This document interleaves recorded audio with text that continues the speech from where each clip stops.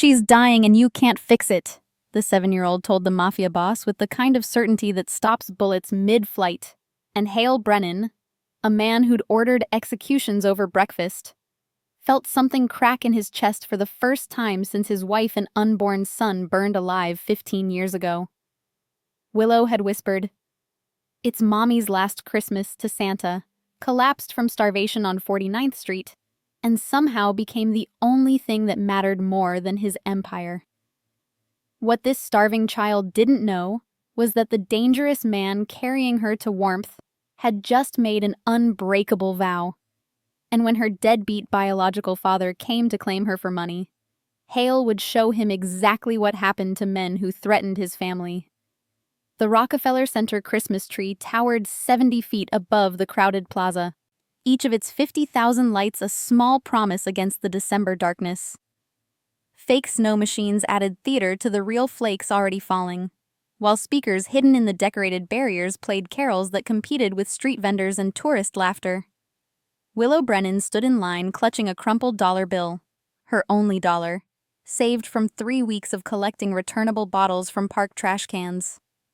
Her coat hung 3 sizes too large, the pink fabric faded to the color of old bruises, with duct tape holding the left sleeve together where the seam had split last winter. Breath formed small clouds in air cold enough to burn lungs that already wheezed from sleeping in an apartment where the heat hadn't worked since October. Around her, families in matching scarves laughed and sipped hot chocolate from paper cups that cost more than her mother's weekly grocery budget. Parents held phones high, recording memories that would live forever in cloud storage and holiday cards. Children bounced with the manic energy of those who'd eaten full meals and slept in warm beds. Their wish lists rehearsed and refined, tablets and puppies and trips to Disney World. Willow's fingers had gone numb an hour ago, but she refused to leave, refused to waste the subway fare it had taken to get here. Her sneakers, donated from a church clothing drive and already worn through by whoever had them first, let in slush that turned her socks into frozen sponges. Each step made a squelching sound that drew disgusted looks from mothers who pulled their children closer, as if poverty might be contagious. The line shuffled forward with agonizing slowness. A boy in a Canada Goose jacket climbed onto Santa's lap and loudly demanded a PlayStation 5 and a puppy. A girl in velvet asked for an American Girl doll and riding lessons. Their parents beamed, phones recording, already planning which clips would make the best Instagram posts. When Willow's turn finally came, she approached the red velvet throne with steps that seemed too heavy for someone so small. Her legs trembled. From cold or hunger or fear, she couldn't tell anymore. The Santa was younger than she'd expected, maybe 30, with a fake beard that didn't quite match his visible brown hair. But his eyes were kind when he smiled down at her, the first adult who'd looked directly at her in weeks without pity or disgust. "Well, hello there, sweetheart." His voice carried genuine warmth beneath the theatrical jolly tone. "What's your name?" She climbed up without help, settling against his arm with the careful movements of someone used to not asking for assistance. His costume smelled like peppermint and the laundry detergent her mother couldn't afford anymore. The microphone clipped to his collar would capture every word for the parents recording nearby. But Willow didn't care about that. "What would you like for Christmas?" Santa prompted when she didn't answer his first question. What he didn't know was that someone was watching. Willow opened her mouth, then closed it. Her gaze dropped to the glittered floor where thousands of boots had tracked in city grime and salt stains. The words she needed to say were too big, too terrible, too true to speak out loud where everyone could hear. She leaned closer instead, her lips nearly touching the white synthetic fur trim of his collar. "It's Mommy's last Christmas. If you've ever felt invisible, been told you take up too much space, or had someone make you feel like you're too much or not enough, this story is for you." Hit that subscribe button right now and comment where you're watching from. We're building a family of people who refuse to shrink anymore. The words came out barely louder than the wind rattling the temporary barriers around the plaza, but they landed with the weight of a death sentence. Santa's smile faltered for just a second before professional training kicked in. His hand patting her back in the mechanical way of someone who'd comforted hundreds of crying children, but didn't know what to do with one who wasn't. Because Willow wasn't crying. Her eyes stayed dry as January pavement, her voice steady with the certainty only truth provides. There was no point in crying. Crying didn't pay for medicine. Crying didn't make her mother's cough go away, or bring back the weight she'd lost, or stop the bruises that appeared on her arms from nothing. She slid off Santa's lap before he could respond, before the photographer could capture her face, disappearing into the crowd with the practiced invisibility of children who'd learned that being noticed usually brings trouble. The elf stationed at the exit tried to hand her a candy cane, but Willow was already gone. Swallowed by a river of tourists and their shopping bags filled with things they didn't need. But this wasn't even the most shocking part. The cold hit harder outside the plaza's protective barriers. Wind funneled between skyscrapers with enough force to make grown men in business suits hunch their shoulders and walk faster. Willow pulled her coat tighter, the duct tape crackling with the movement, and started the long walk toward the subway station on 47th Street. She'd saved enough for one ride home. Coming here had used the last of the coins she'd collected from between couch cushions and sidewalk cracks. Quarters and dimes carefully counted and recounted in her apartment's dim light while her mother slept. The walk was 12 blocks. Willow had done it before, many times, when the subway money had gone to other things. But today her legs felt strange, like they belonged to someone else. The buildings tilted at wrong angles. The Christmas lights strung between street lamps blurred into streams of color that made her dizzy. She'd skipped breakfast. Cereal saved for her mother, who could barely keep down water anymore.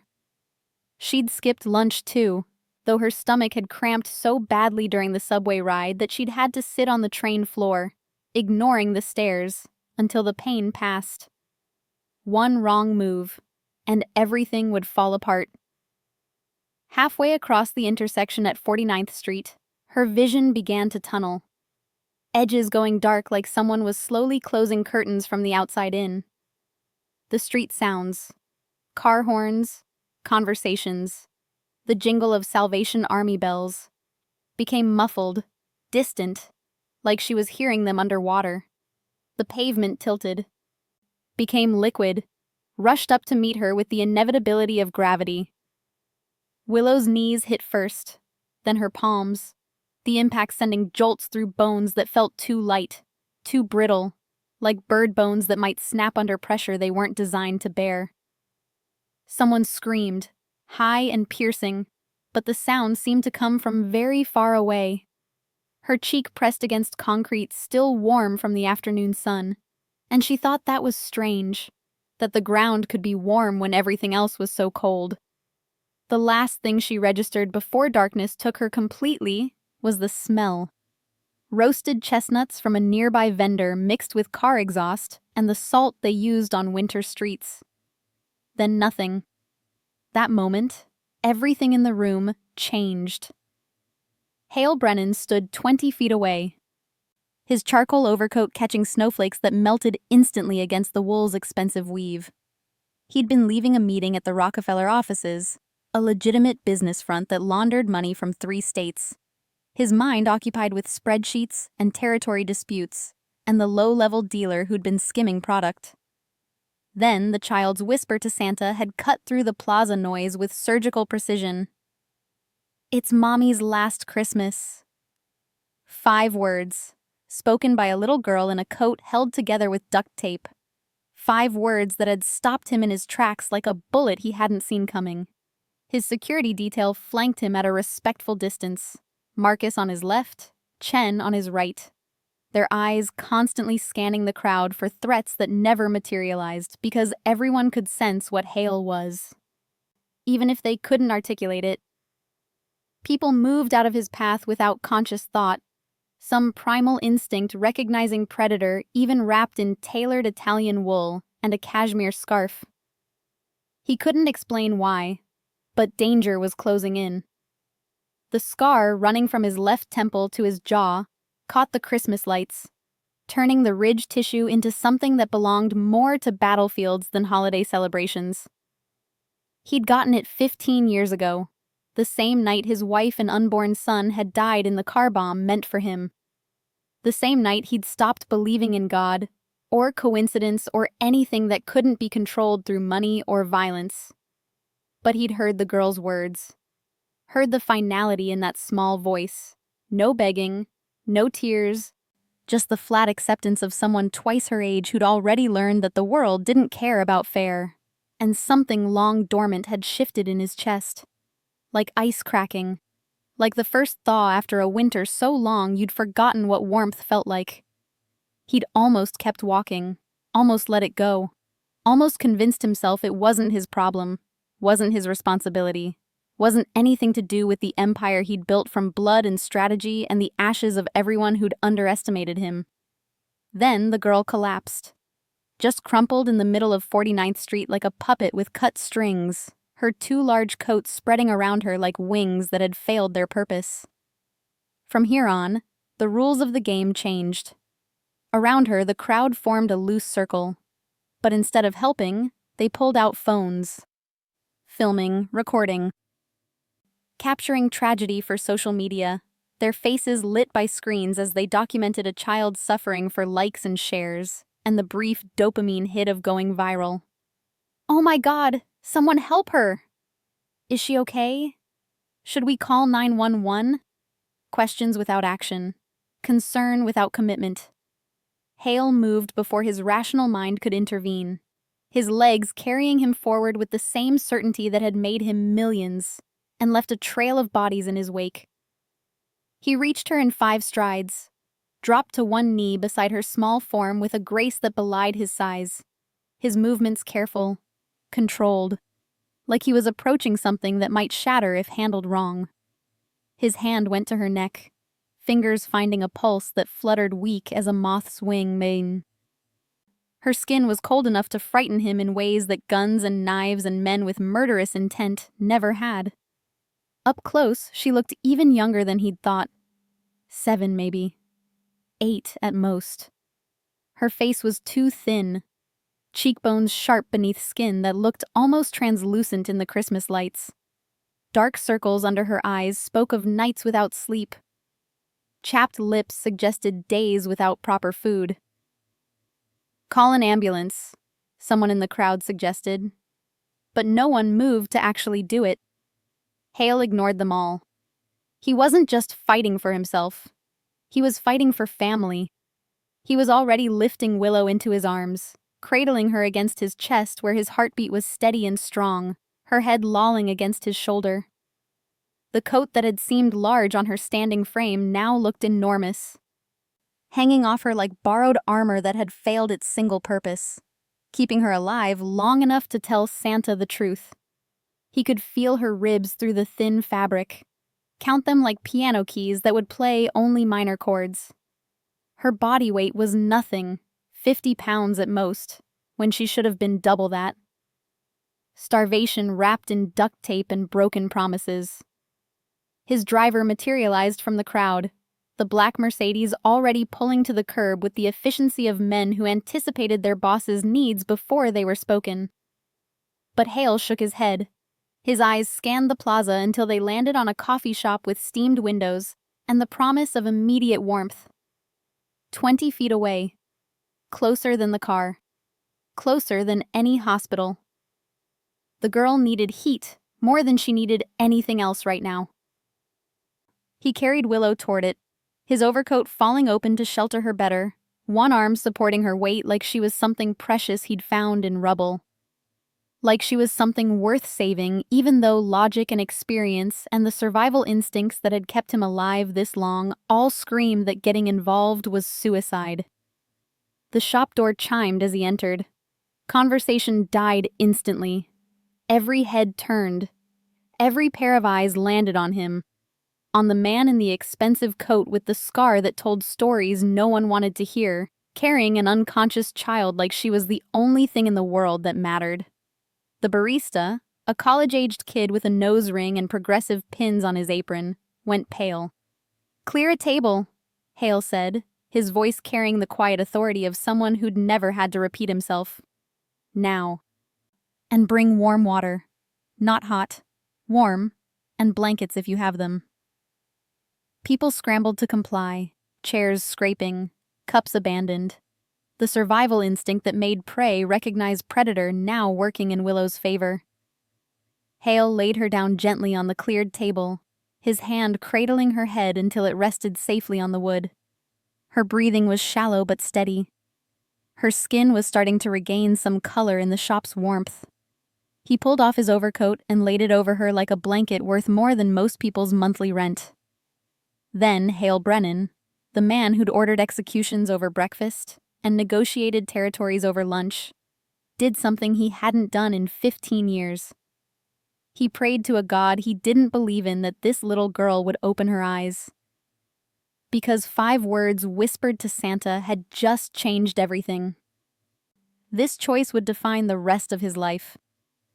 Willow's legs carried her away from Rockefeller Center on autopilot, muscle memory guiding her toward the subway entrance on 47th Street.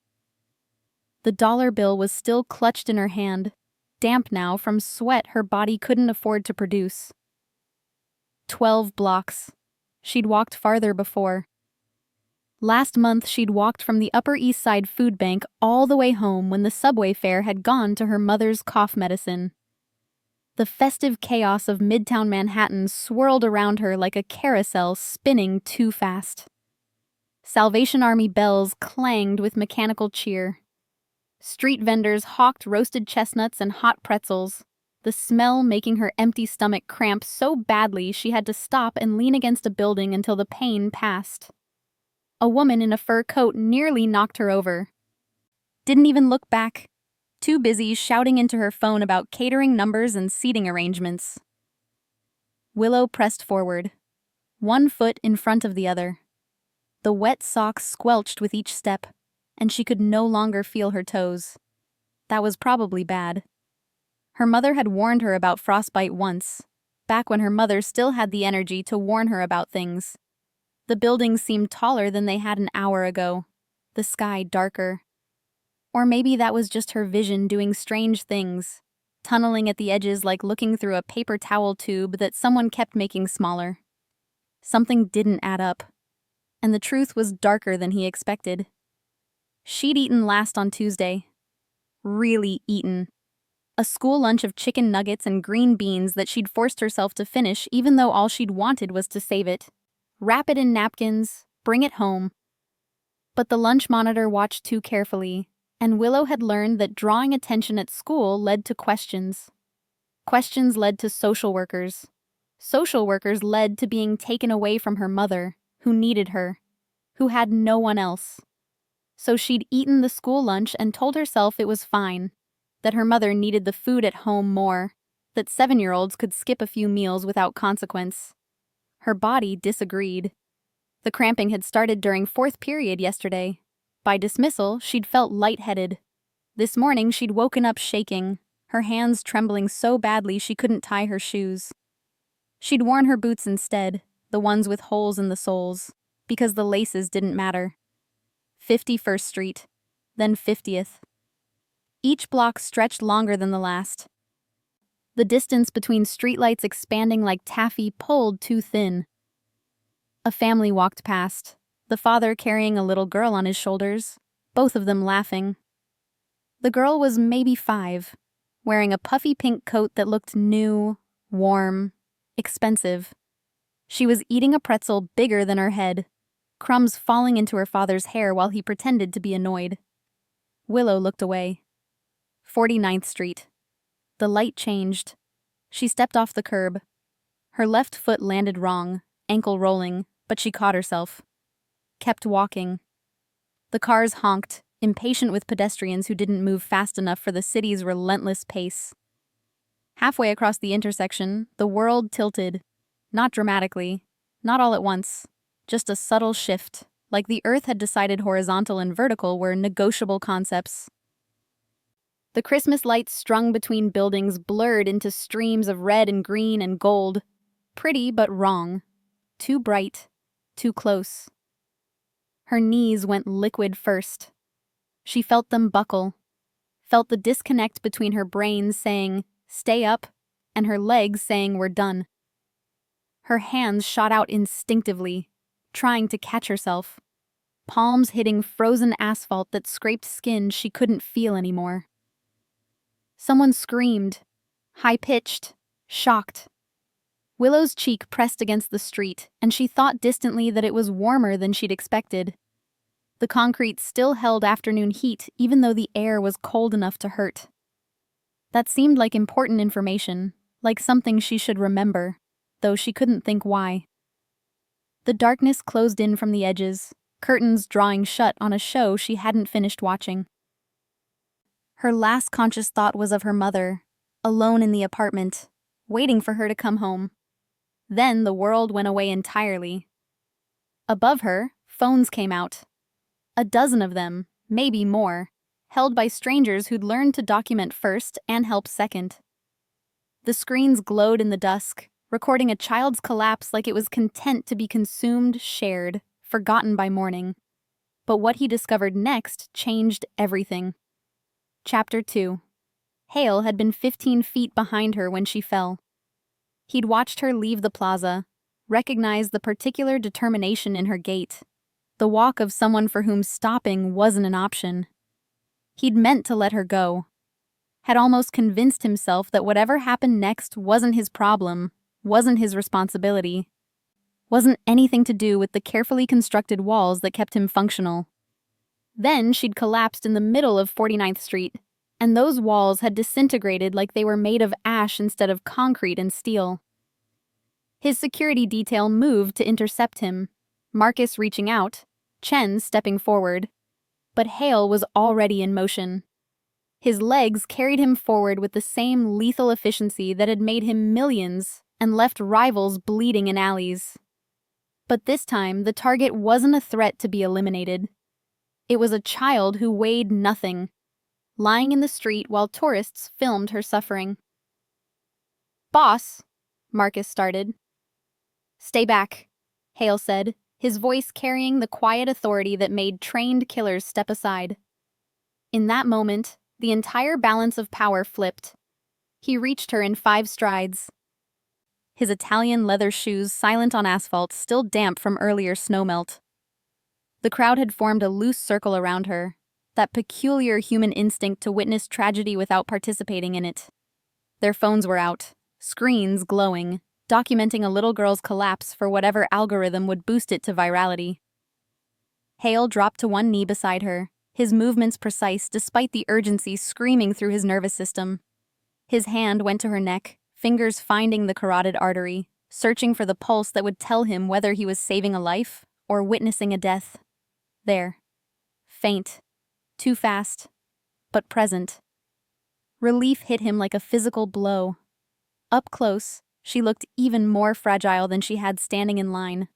Her face was too thin, skin pulled tight over bones that seemed too prominent.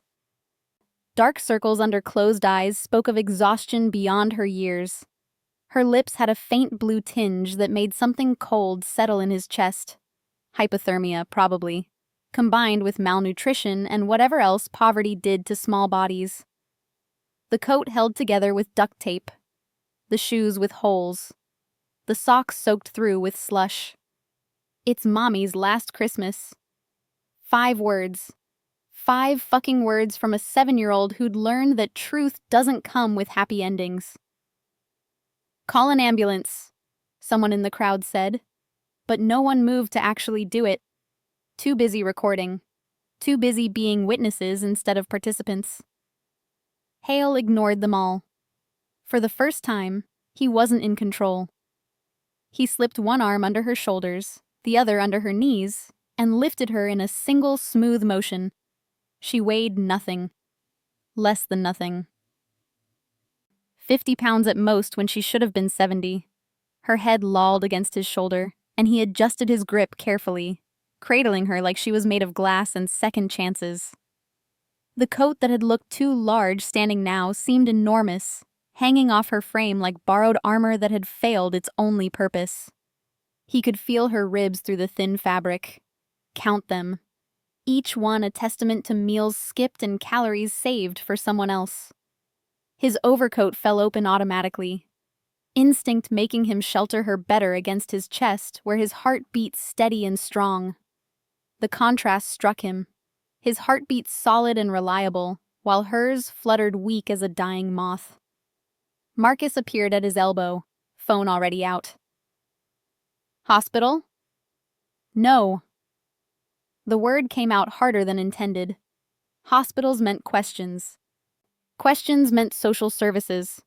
Social services meant this child disappearing into a system that would chew her up and spit out someone harder, colder, more broken than she already was. The coffee shop. 20 feet. She needs warmth first. Chen moved ahead without being asked, clearing a path through the crowd that parted like water around a shark. The shop door chimed as Hale entered, and every head turned. Conversation died. The barista, some kid with a nose ring and the kind of idealism that hadn't been beaten out of him yet, went pale when he registered who'd just walked in. Clear a table. Hale's voice carried the quiet command of someone who'd never had to repeat himself. Now, warm water, not hot, warm, and blankets if you have them. People scrambled, chairs scraped, cups abandoned. The survival instinct that made prey recognize predators now worked in the girl's favor. Hale laid her down gently on the cleared table, his hand cradling her head until it rested safely on the wood. Her breathing was shallow but steady, her chest rising and falling with mechanical precision. He pulled off his overcoat, custom-tailored, worth more than most people made in a month, and laid it over her like a blanket. The contrast was stark. Expensive charcoal wool against duct-taped pink fabric, wealth against poverty, power against helplessness. His hand moved without conscious thought, brushing a strand of hair from her face. His fingers lingered against her forehead, checking temperature, and found her skin still too cold but warming. For 15 years, Hale Brennan hadn't let himself care about anything he couldn't control through money or violence. For 15 years, he'd been a machine, efficient, ruthless, untouchable. 5 words from a dying child had made him human again, and he wasn't sure if that was salvation or damnation. Her next words hit him harder than any bullet. The coffee shop's warmth worked slowly, thawing frozen limbs with the patience of spring after a brutal winter. Hale had commandeered the back corner booth, positioning himself where he could watch both the entrance and the child simultaneously. Marcus stood by the door, his presence enough to discourage anyone from leaving or getting too curious. Chen had gone to pull the car around, understanding without being told that they'd need privacy for whatever came next. The barista, his name tag read Tyler, brought lukewarm water in a paper cup, his hands shaking slightly as he set it down. Not from fear exactly, but from the particular awareness that came with being in the presence of someone whose reputation preceded him like a funeral procession. "Anything else you need?" Tyler's voice cracked slightly. "Privacy," Hale said, and watched the kid retreat with the speed of someone grateful to be dismissed. Willow stirred 15 minutes after they'd arrived. Her eyelids fluttered first, then her fingers twitched beneath the overcoat, small movements that suggested consciousness returning in stages. A soft sound escaped her throat. Not quite a whimper, more like confusion given voice. Hale leaned forward, his elbows on the table, close enough to be present but far enough not to be threatening. "Easy. You're safe. You collapsed in the street." Her eyes opened fully, brown and wide and carrying the kind of ancient weariness that didn't belong in a 7-year-old's gaze.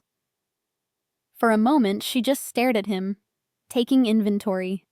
The scar, the expensive clothes, the tattoos visible at his wrists where his sleeves had been pushed up. Her survival instincts were cataloging threat level, filing him under dangerous with the efficiency of someone who'd learned early that assessment meant survival. "Who are you?" Her voice came out hoarse, scraped raw. Hale. He pushed the water toward her. Drink. Slowly. She struggled to sit up, and he helped her without asking permission, one hand supporting her back while she oriented herself. The coat slipped down, and she grabbed it instinctively, pulling it back up like armor. She took the cup with both hands, trembling slightly, and sipped. Swallowed. Sipped again. There was one detail everyone missed. Where's my dollar? The question came with sudden panic. I had $1. I need... Here. Hale produced the crumpled bill from his pocket, where he'd retrieved it from the street. You dropped it when you fell. Relief flooded her features as she took it, smoothing it carefully before tucking it into her coat pocket like it was treasure. Which, for her, it probably was. I have to go home. She tried to stand, but her legs weren't ready, and she sat back down hard. My mom. She's waiting. She'll worry. I know. Hale pulled a folded piece of paper from his other pocket. He'd found it when checking her coat for identification. A parent's name. Anything that would tell him where this child belonged. This was in your pocket. Willow's eyes widened when she saw it. A piece of lined notebook paper folded into a small square, worn soft from being handled repeatedly. She reached for it, but Hale didn't let go immediately. May I? He asked, the courtesy foreign on his tongue but necessary. She nodded, wary, but too exhausted to fight. He unfolded it carefully. The paper contained an address, 3847 Jerome Avenue, apartment 4C, written in crayon with the careful precision of someone for whom mistakes meant getting lost. Below the address was a hand-drawn map, crude but detailed, showing subway lines and street corners with little landmarks noted. Big church.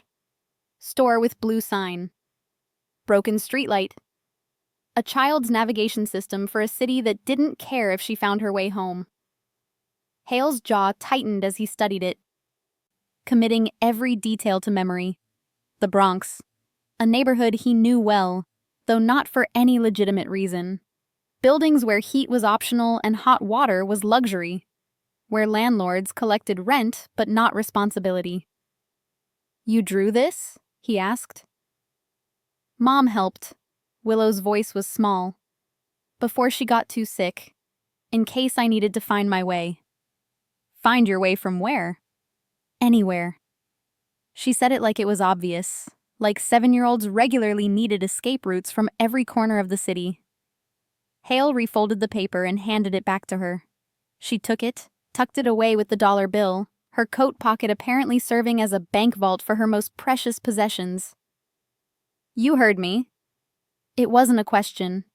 She was looking at him with new understanding, pieces clicking into place. At the plaza. When I told Santa. I heard you. No point lying. She'd figure it out anyway. And something told him this child had been lied to enough. Then you know. Her hands twisted in the coat fabric. You know why I can't stay here. Why I have to go home. She's alone. She's sick. She needs... Her voice cracked, 7 years old again instead of 70. She needs me. He knew something that no one else in the building did. Hale felt something shift in his chest, ice cracking. The first thaw after a winter so long he'd forgotten what warmth felt like. He'd built an empire on ruthlessness. He'd climbed to power over the bodies of men who'd underestimated him. He'd spent 15 years being a machine that felt nothing, wanted nothing, needed nothing except control. And this child, this starving, terrified, impossibly brave child, had shattered all of it with 5 words to Santa and eyes that knew what dying looked like. Then I'll take you home, Hale said, making a decision that would change everything. But first, you're going to finish that water and tell me your mother's name. Isabel. Willow took another sip, watching him over the rim of the cup. Isabel Brennan. The name landed like a punch he should have seen coming. Brennan. Same as his own. Coincidence, probably. Common enough name, but still. How old are you, Willow? 7, almost 8. In February. And your father? Something shuddered behind her eyes, walls going up with practice speed. Gone. He left when I was little. Hale nodded slowly, understanding all the things she wasn't saying. Absent fathers, sick mothers. Children who'd learned to navigate alone because no one else would guide them. He stood, pulled out his phone, sent a text to Chen. Bring the car to the back entrance. We're going to the Bronx. Come on, he said to Willow, holding out his hand. Let's get you home. She stared at his outstretched palm for a long moment, survival instinct warring with desperate need. Then she placed her small hand in his, cold fingers against warm skin, trust offered by someone who had no reason to trust anyone. You heard me, she said again, softer this time, almost wondering. I heard you, Hale confirmed, and I'm not walking away. If someone who truly listens and keeps their promises is already making you emotional, hit that subscribe button and become part of our family. Drop a comment telling us where you're watching from. Let's share this journey of finding love and protection against all odds. This was only the beginning of a much bigger war. The Mercedes cut through evening traffic with the smooth efficiency of expensive German engineering, and a driver who understood that when the boss said move, traffic laws became suggestions. Chen navigated toward the Bronx while Hale sat in the back beside Willow, watching her clutch the crayon map like it was a lifeline. Marcus rode shotgun, his phone out, already running searches on the address, pulling up building records and code violations with the efficiency of someone who'd done this 1,000 times before. Heat's been out since October, Marcus said without turning around. Multiple complaints filed, nothing fixed. Landlord's name is Davis Klein. Owns 14 buildings in the area, all with similar violations.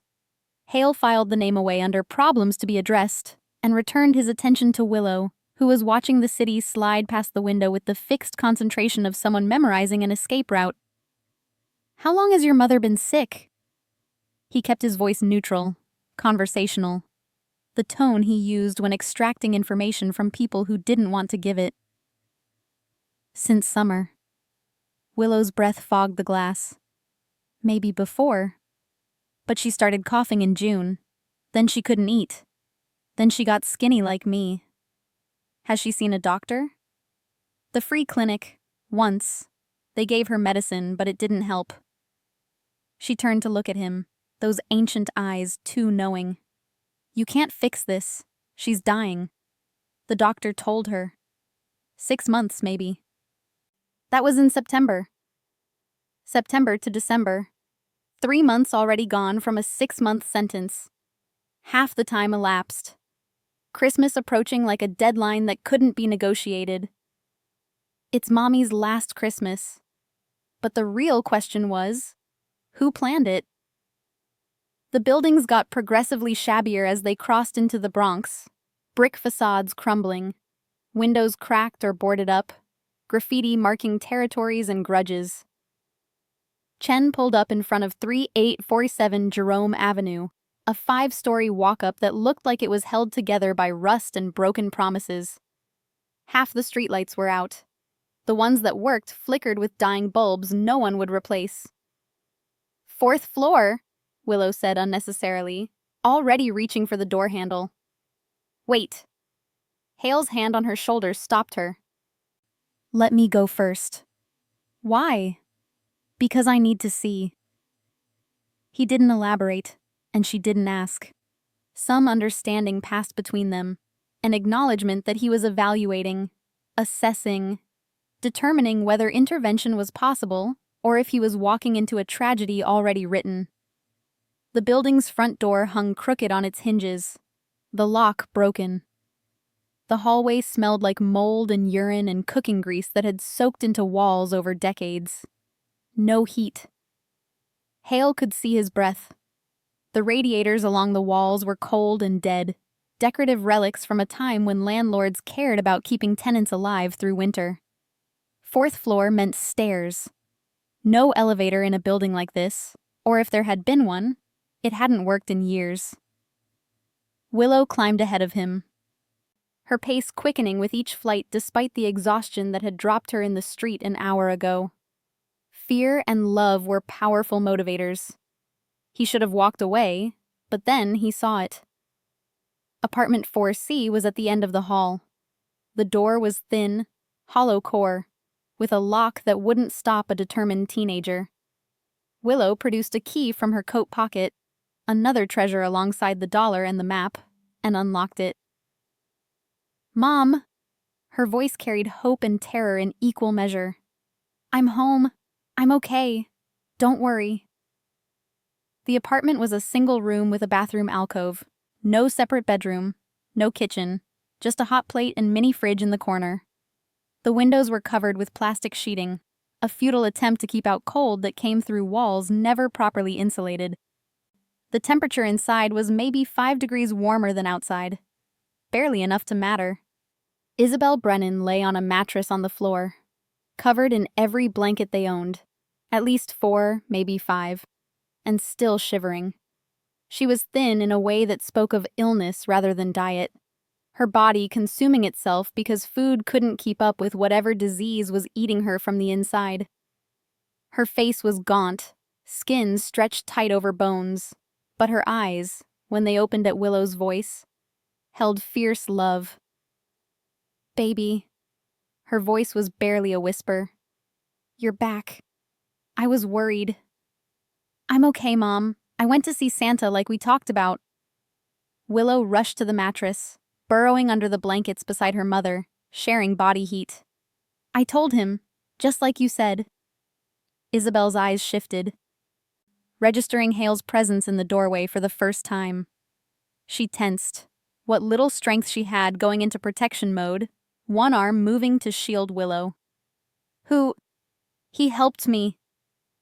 Willow's voice was muffled against her mother's shoulder. "I collapsed. He brought me back. He heard me. At the plaza." Understanding flickered across Isabel's face. She looked at Hale properly now, taking in the expensive coat, the scar, the tattoos, the particular way he stood that suggested violence barely contained. Her instincts were cataloging him the same way her daughters had. Dangerous, powerful, not someone who entered their world without reason. "Thank you for bringing her home." Isabel's voice carried the dismissal of someone who couldn't afford to owe debts. "You can go now." "We're fine." "You're not fine." Hale stepped into the apartment, closing the door behind him. "You're dying. Your daughter is starving. Your heat doesn't work. Nothing about this is fine." Isabel's jaw tightened. "Then we're dying and starving with dignity. We don't need—" "Yes, you do." He cut her off, not harshly, but with the finality of someone stating facts that wouldn't change regardless of pride. "And I'm going to help you." "Why?" Suspicion colored every syllable. "Men like you don't help for free. What do you want?" It was a fair question, a smart question. Isabel Brennan might be dying, but she wasn't stupid. She recognized Predator when it walked into her home. For once, he wasn't thinking like a boss, but like a man about to lose everything. Hale looked at Willow, who was watching him with those 2 old eyes, waiting to see if he was another adult who'd promise and fail. Then he looked back at Isabel, and for the first time in 15 years, he let someone see past the machine to the man who'd lost everything and built an empire from the ashes. "I want you alive," he said with startling honesty. "I want your daughter to have more than one memory of Christmas that doesn't taste like grief." Isabel stared at him, searching for the lie, the angle, the hidden cost. Finding none, or at least none she could identify, she finally nodded, tears tracking down her gaunt cheeks. "Then help us," she whispered. "Please. Just help us." Hale pulled out his phone, already dialing. The miracles were about to begin. What followed next was completely unexpected.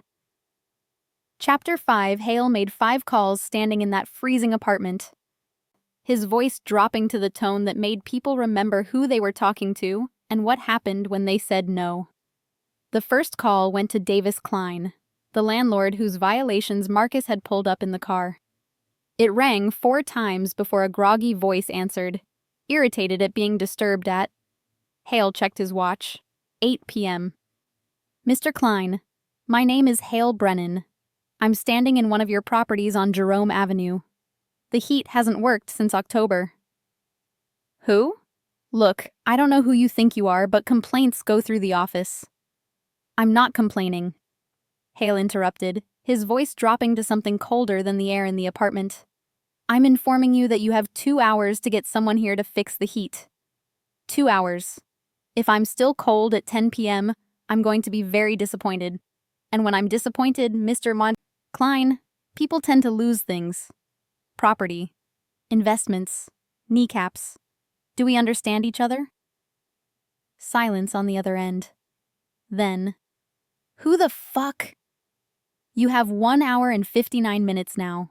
I suggest you start making calls. Hale ended the call before Klein could respond, already dialing the second number. And suddenly, he realized he was being played. Dr. Samantha Chen answered on the first ring. She was used to Hale calling at unusual hours with unusual requests. Last time it had been a bullet wound that couldn't be reported. The time before, a poisoning that needed antidote without questions. I need a house call, Hale said without preamble. Terminal cancer patient, female, mid-30s, Bronx address. How fast can you get here? Hale, I'm a trauma surgeon, not an oncologist. Then bring an oncologist. Bring whoever you need. Bill me whatever it costs. I want a full medical team here within the hour with everything required to make her comfortable. Pain management, assessment, treatment options if any exist, and I want it done quietly. Sam was silent for a moment. This isn't your usual kind of problem. No, Hale agreed. It's not. But I'm still paying your rates, and you're still coming. 1 hour, Sam. I'll be there in 45 minutes. The third call went to Marcus. I need everything on Isabel Brennan. Medical records, financial history, employment, insurance situation. Everything. And find out if she has any existing treatment plans or if she fell through the cracks entirely. On it. Fourth call was to Chen, his driver. Go to the nearest decent grocery store. Fill 2 carts, real food, proteins, vegetables, bread, milk. Things a 7-year-old will actually eat. And get space heaters. At least 3. Industrial ones. Charge everything to my account. Back here in 30 minutes. Understood, boss. The 5th call was the hardest. Victoria Santos answered immediately, her voice sharp with the efficiency of a lawyer who billed by the minute and was worth every cent. I need emergency custody paperwork prepared. Mother is terminal, daughter is 7, no father in the picture. I want to be named legal guardian in the event of the mother's death. Clean, airtight, no room for challenges. How fast can you draft it? Hale. Victoria's voice carried warning. Guardian appointments require home studies, background checks. Victoria. He cut her off gently. I'm not asking how the system works. I'm asking how fast you can make the system work for me. The answer better be measured in hours, not days. She sighed. I'll have something preliminary by morning. Full filing by tomorrow afternoon. But if there's a biological father... There isn't. Willow said he left years ago. But check anyway. I want no surprises. This is insane. You know that? This is necessary, Hale corrected. Morning, Victoria. Don't disappoint me. His next decision would decide whether he lived or died. He ended the call and turned to find both Isabel and Willow staring at him. Isabel looked stunned. Willow looked like she was watching magic happen in real time.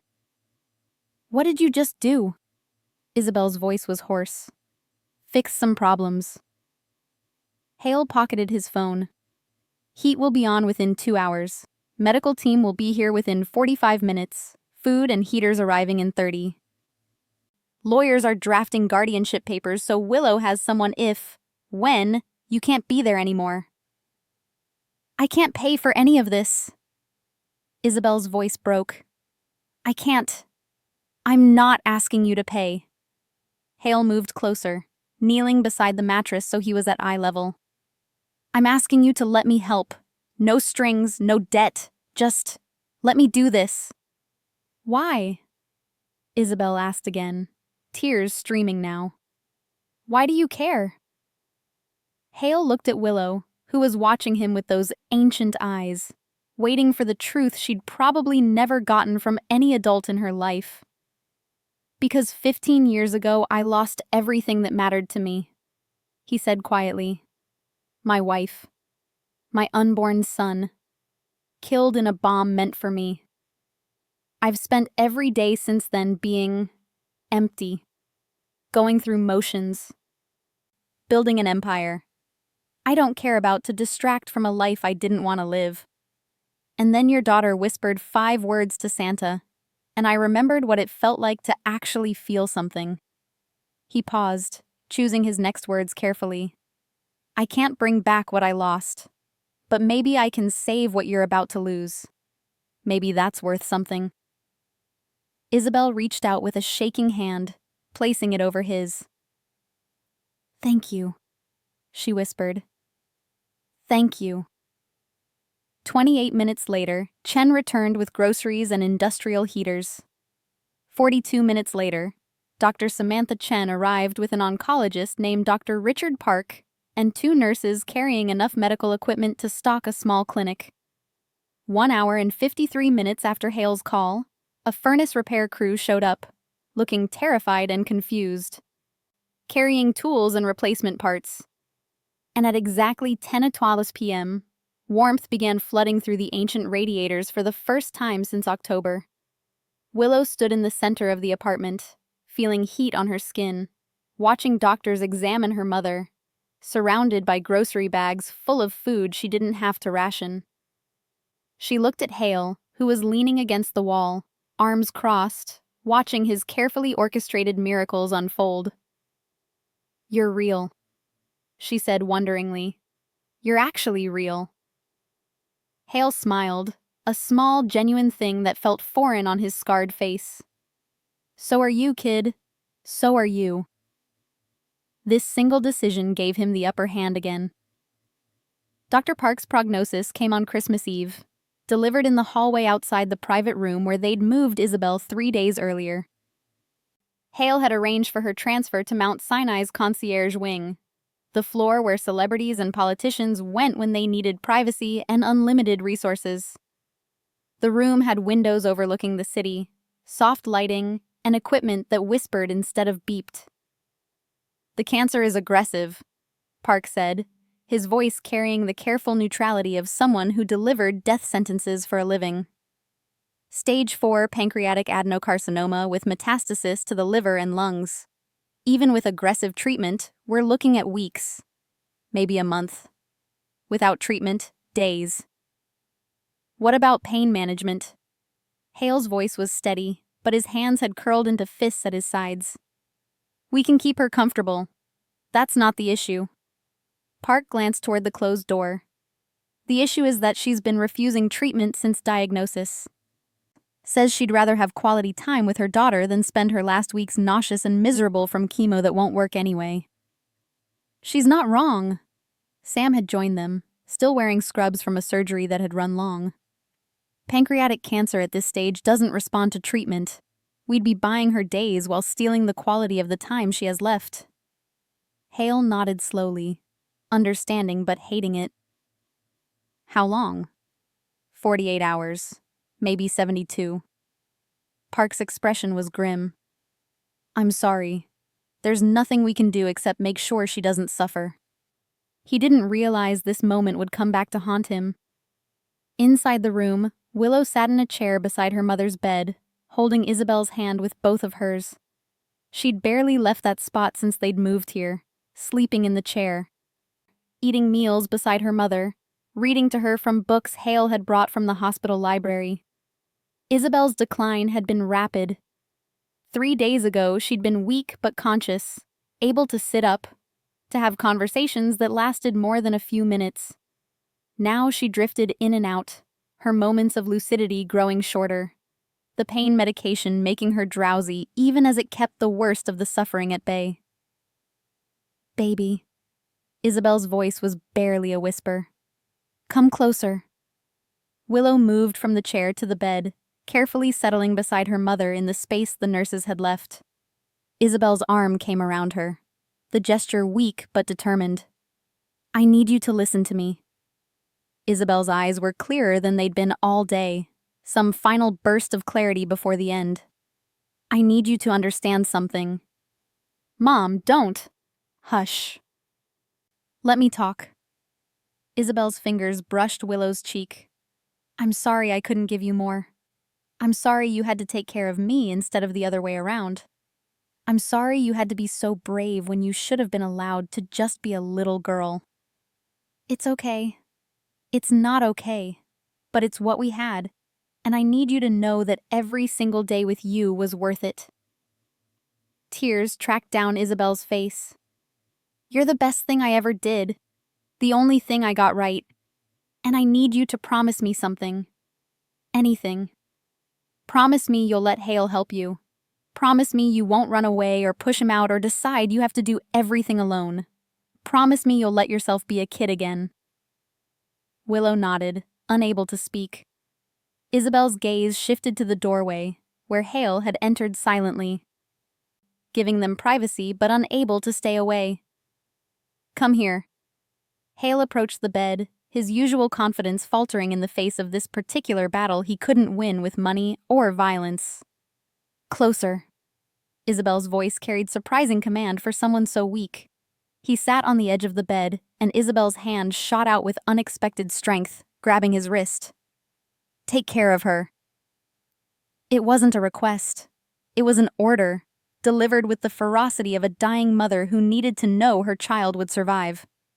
"Love her like she's yours. Protect her from everything. Promise me. On your life, promise me." Hale looked at Willow, who was crying silently, her small body shaking. Then he looked back at Isabel, meeting her fierce gaze with his own. "On my life," he said, his voice rough with emotion he'd thought he'd lost 15 years ago. "She'll never want for love or safety or anything else as long as I'm breathing. I swear it." Isabel's grip relaxed.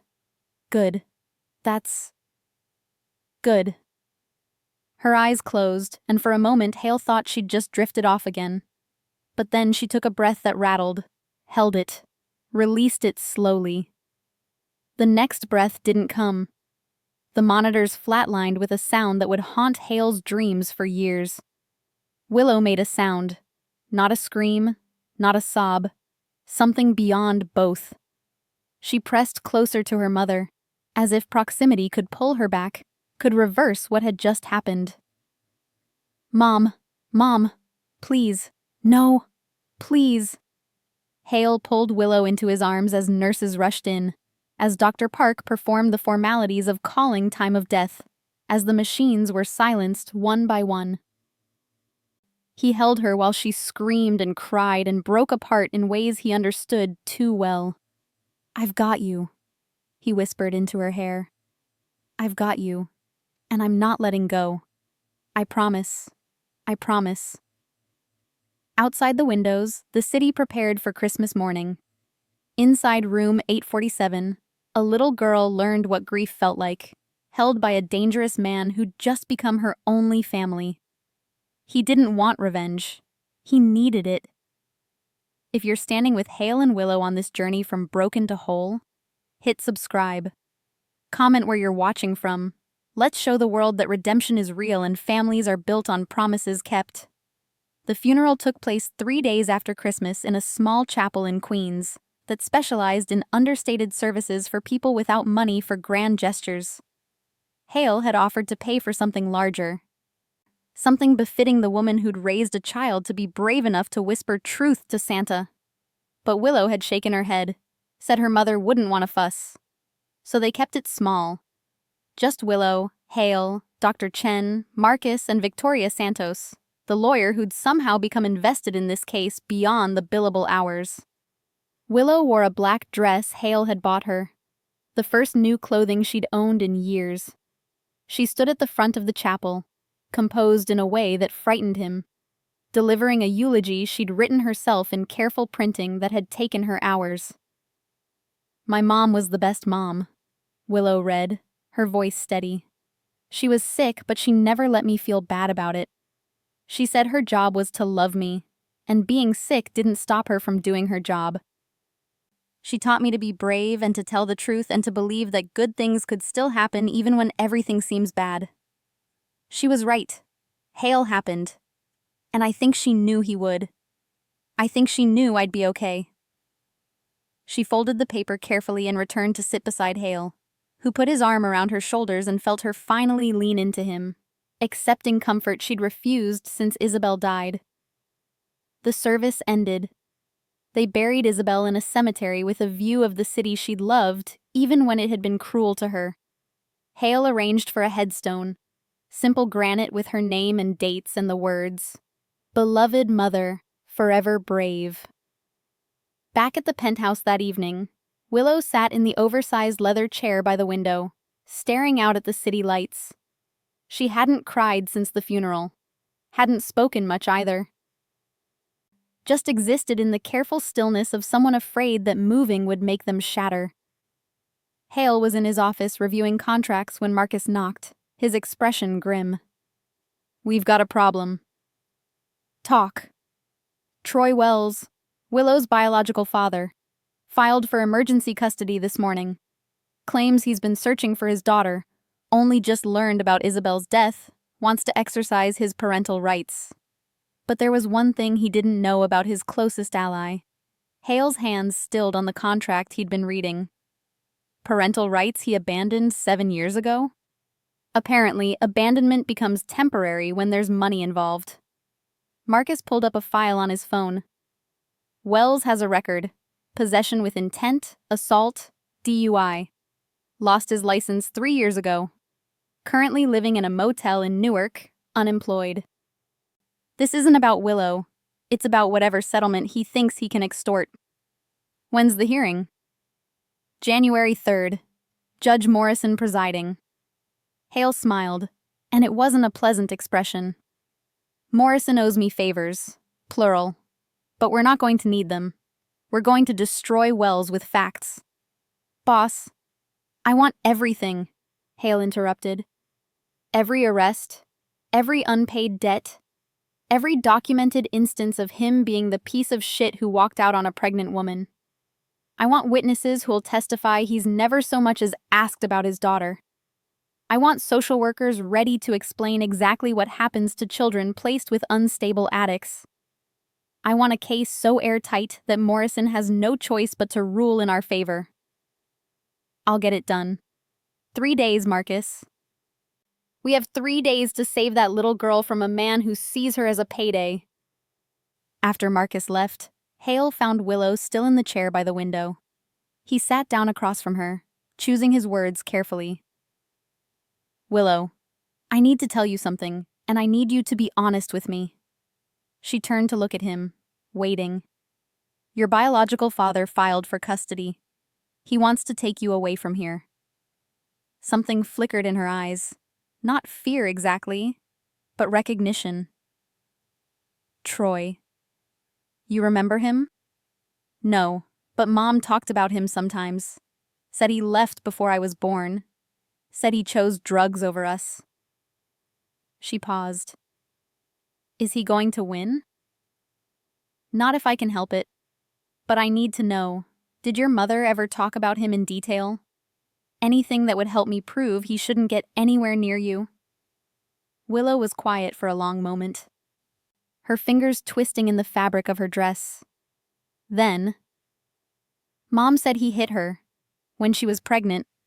She said that's why she left, because she was scared he'd hurt me too. She never filed a police report because she was scared he'd find us. Hale's jaw tightened. Anything else? She said he called once. When I was 3. Wanted money. She hung up and changed her number. Willow met his eyes. I don't want to go with him. I don't even know him. He's not my family. You are. Something in Hale's chest cracked open. Not pain exactly, but the opposite. The feeling of being needed, wanted, chosen by someone who had every reason to trust no one. Then he's not getting you, Hale said with absolute certainty. On my life, Willow. He's not taking you anywhere. She nodded, believing him in a way that terrified and humbled him in equal measure. Okay, she said softly. Then I'm not scared. 3 days later, they'd be walking into a courtroom to prove it. Someone in the room was lying. But who? Judge Morrison's courtroom was in the Bronx Family Court Building, a depressing gray structure that smelled like institutional cleaning products and broken dreams. Hale arrived with Victoria Santos, who carried a briefcase full of documentation thick enough to be used as a weapon. Willow walked between them, wearing another new dress, navy blue this time, and holding Hale's hand with the grip of someone who understood this moment would determine her entire future. Troy Wells was already there, flanked by a public defender who looked like he was reconsidering his career choices. Wells himself was exactly what Hale had expected. Mid-30s, rail-thin in a way that suggested chemical assistance, wearing a suit that didn't fit and probably came from Goodwill. His eyes were sunken, his skin had the grayish tinge of long-term drug use, and his hands shook slightly as he signed paperwork. He looked up when they entered, his gaze landing on Willow with something that might have been recognition if you were generous. More likely calculation. Mental math converting a 7-year-old into dollar signs. That's my daughter, Wells said to his lawyer, loud enough for everyone to hear. That's my baby girl. Willow pressed closer to Hale, and he felt her trembling. It's okay, he murmured. I've got you. Judge Morrison entered, a black woman in her 50s who'd seen everything and was impressed by nothing. She took her seat, reviewed the case file briefly, then looked up with the expression of someone already exhausted by what she was about to hear. Mr. Wells, you're petitioning for emergency custody of Willow Brennan, age 7, following the death of her mother, Isabel Brennan. Is that correct? Yes, Your Honor. Wells stood, swaying slightly. I'm her father. I have rights. She should be with me. Mr. Brennan, Morrison turned to Hale. You're opposing this petition as current temporary guardian. Present your case. Victoria stood, her voice carrying the crisp authority of someone who'd won cases in her sleep. Your Honor, we have substantial evidence that placing Willow with Mr. Wells would constitute immediate danger to her welfare. If I may present our documentation?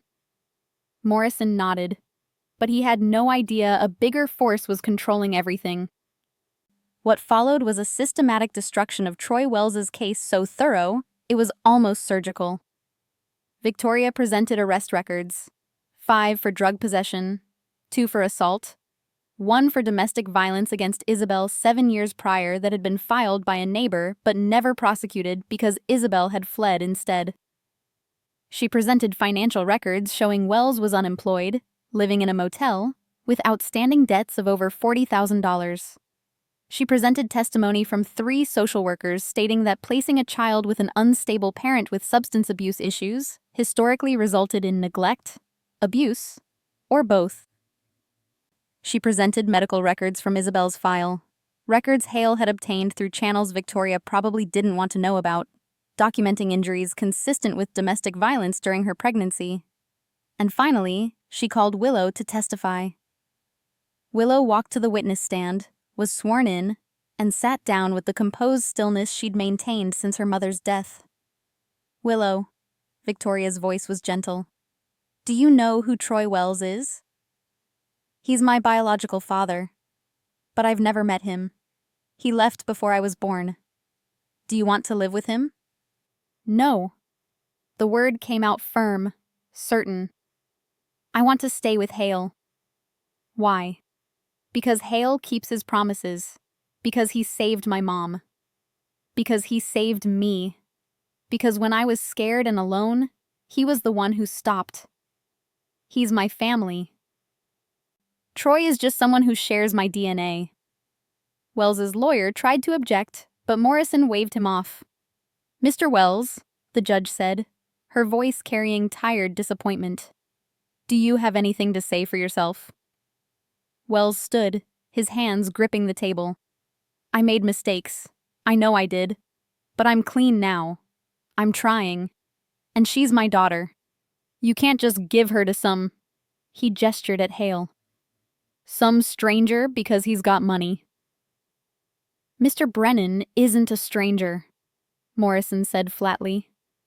He's the man who ensured this child didn't starve or freeze while you were busy being absent. He's the man who made sure her mother died with dignity instead of in a freezing apartment. And he's the man she's chosen, which at 7 years old, this court takes seriously. She looked down at the paperwork, then back up at Wells with the expression of someone delivering a verdict she didn't have to think twice about. Mr. Wells, your petition for custody is denied.